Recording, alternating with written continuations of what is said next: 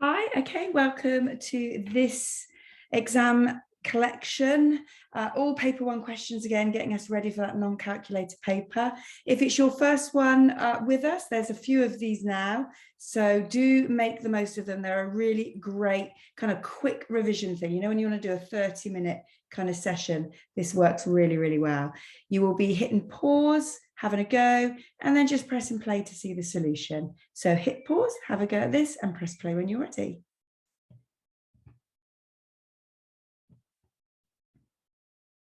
Okay, so we're going to expand. So 2 times x is 2x.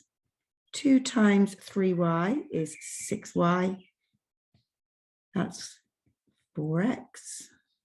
And that is minus 4y. Be really careful not to miss your negatives here. Now I'm collecting up the x's. I've got 2, I've got another x here. Actually, I've got 4, and it says add.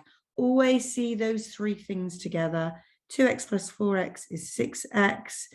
And then I have my 6y's. They're positive, so I'm at plus positive 6 on the number line. I'm going to take away 4. It's going to take me to 2y. 2 is a positive number, and I must make sure I've got that sign in between them right to get full marks. Okay, that's the first question. Okay, second question for a non-calculator paper. It's a big question. All right, so give it a really good go. There's lots of different ways that you can do this. I'm obviously going to demonstrate this the way that we've been learning in class, in case you're one of my students. It may be new to you, but if your answers are the same as mine, it's all good, isn't it? So hit pause and press play when you're ready.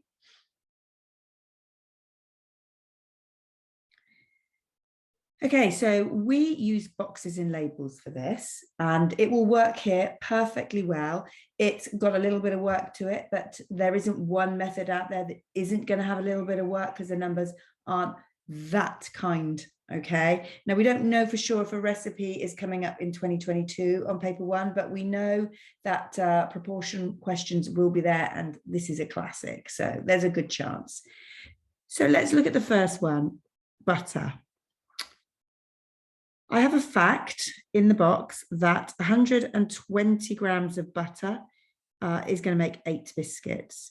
I want to know how many 330 grams are going to make. So I set this up, divide through the trapped. So I've got 120 on the bottom. I can put these any way around I like, but it makes sense to put these on top of each other because they're both ending in 0, which means that I can cancel them down like straight away. Okay, now I can work out 33 times 8, and then I can divide that through by 12. Absolutely, I can. But one of the things that I would encourage you to do is to just check in with the fraction that we've got. If it cancels, it's just going to give me smaller numbers and then easier maths. And these are both in the 3 times table.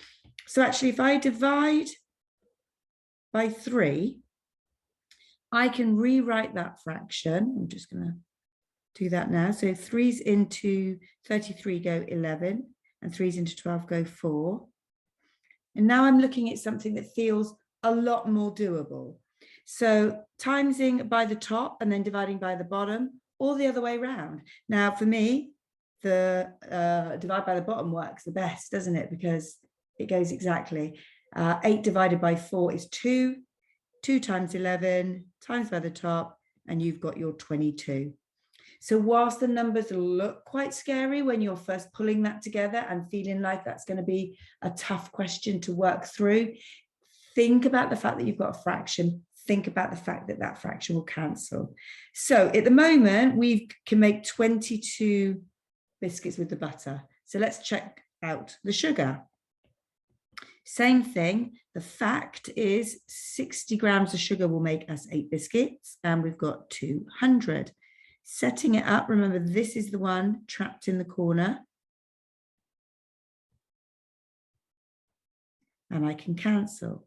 And they're both even. So I can say, actually, I've got 10 over 3 times 8. Now, dividing by the bottom here doesn't feel quite so straightforward, does it? Because we can't do that exactly. So I'm going to multiply along by the top first, which will give me 80. and I'll divide that by 3. So 3s into 8 go 2, 2 3s are 6, so I have 2 left over. 3s into 20 go 6, and then I have some left over. 3 6s are 18, I got 2 left over, but it really doesn't matter what's left over. Whatever's left over isn't going to make me any more biscuits. I can make 26 biscuits and maybe have a little bit of flour left in the bottom of the pack at the end of it. So 26. The maximum number I can currently make is 22. The fact that the sugar can make me more, sorry, I said some flour left over then, didn't I? I meant sugar. The fact that the sugar, it has enough ingredients to make more is irrelevant if the butter is going to limit me to 22. Now I've got to repeat that whole process with the flour. So we know that 180 is going to make us the 8, and we've got 450. We will be dividing through by that trap number. So that's what it looks like, but sort it through. Don't leave it like that. Get rid of those zeros. That's dividing by 10. Look, try and think, is there something that will cancel with? It will work, but it's just a lot of work to do 45 times 8 and then divide it through. So it will. It's in the 3 times table. 3s into 45 go 15, and 3s into 18 go 6. Now, again, I'm not going to do the divide by the bottom first because it doesn't go exactly. So I'm going to do my 15 times 8. I would do 8 times 10 and then 8 times 4, add it on.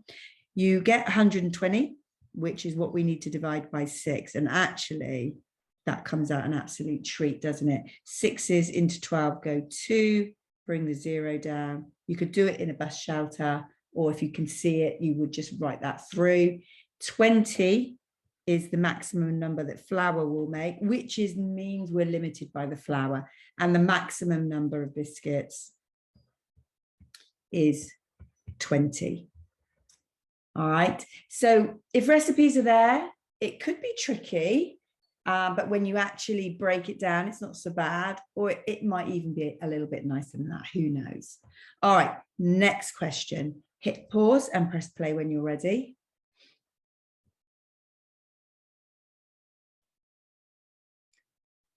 Okay, so if we're going to write this in standard form, we're going to move that decimal between the 3 and the 8. That's going to take me 1, 2, 3 movements. So it's going to be 3.85 times 10. And it's a small number, so it's going to be a negative power. I moved 3 times, so -3. To turn this into an ordinary number, I've got to move the decimal point. Let's just write it out. 5 times, because I've got a power 5. I want to make a big number, so I'm going this direction. 1, 2, 3, 4, 5. I've got a couple of buckets to fill in. 729,100 is my ordinary number. Okay, so for this, we've got to do 2.4 divided by 6. So we do the digits, the numbers first, and then we do the powers second. So that is just another bus shelter. You know, when you're on a non-calculator paper, you are going to be making the use of your multiplication methods and your division methods all over the place. So here we go again. So 2.4 into the bus shelter. 6s into 2 don't go, so I'm going to carry that 2. I'm hitting a decimal point, so pop that up, and then 6s into 24 go 4. So it's not hard, and you shouldn't expect it to be. If it starts to go crazy on you, then there's a chance you've made a mistake somewhere, so it's well worth going back and looking. So we've got 0.5. We've also got 10 to the power of 10 divided by 10 to the -2. Now, the rule when you divide powers is to take them, and 10 take -2. I've got 2 negatives there. That's going to make a positive. So I'm going to end up with 10 to the 12. So putting my 2 answers together, I've got 0.4 times 10 to the 12. And that is where a lot of pupils might leave it, because it absolutely feels and looks like standard form, but it isn't, because standard form will always have its first digit with value. And this is not a digit with value. It's really just a placeholder. So I need to move that decimal point to here so that I have the 4, a digit, coming first with value. Now, if I do that, technically what's happening is I am going to be multiplying this side by 10. I often say in the classroom that we've made it bigger. We've made it bigger by 1.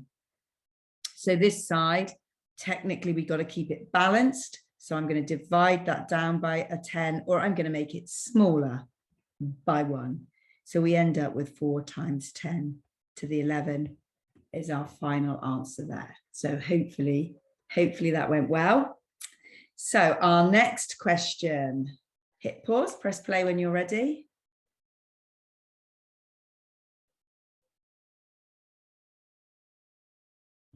Okay, so this is just your divide by the bottom times by the top.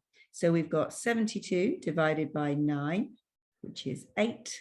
And then 8 times 5 times by the top, 40. Nice and straightforward. This is your smashed window. We've got 1 over 3, 4 over 15, and we just times in.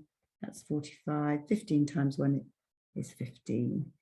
This is always our denominator. It's an add question, so we're going to be doing 15 plus 12, which is going to give us 27 over 45. Now we've got to show it equals 3 over 5. So this just requires cancelling. We're going to divide through by 9. 9's into 27 go 3, and 9's into 45 go 5. And we've got our 3/5. You might cancel by 3 and cancel by 3 again. As long as you get there, it's all good. Okay, our next question, hit pause, press play when you're ready.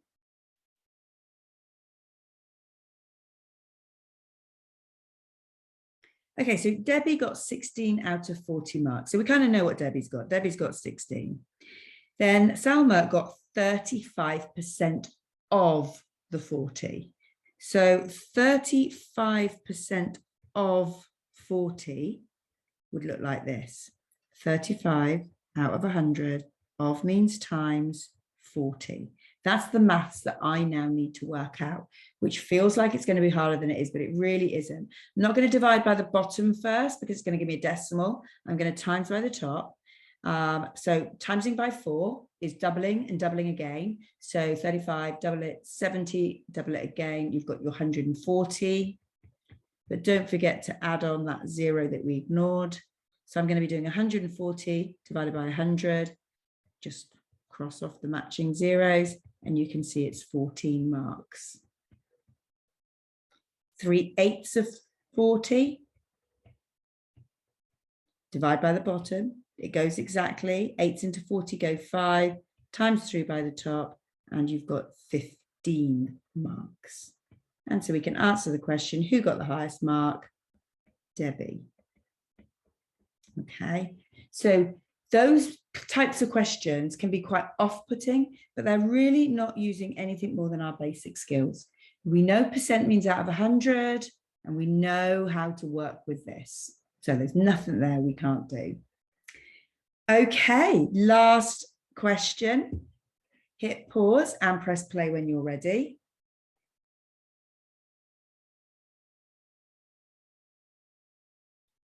Okay, so the way that I would encourage you to do this is to actually draw 2 stem leaves.